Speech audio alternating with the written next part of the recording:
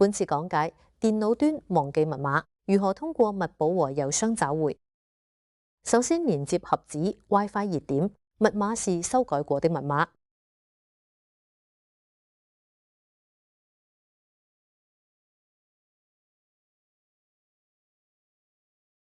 輸入完成，點擊下一步。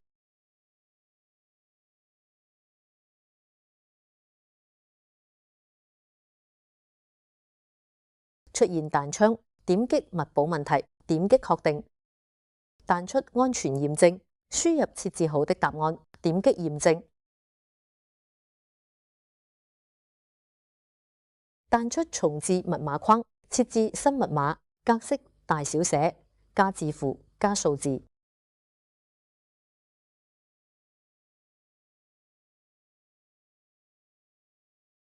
輸入新密碼，點擊確定，重置密碼成功。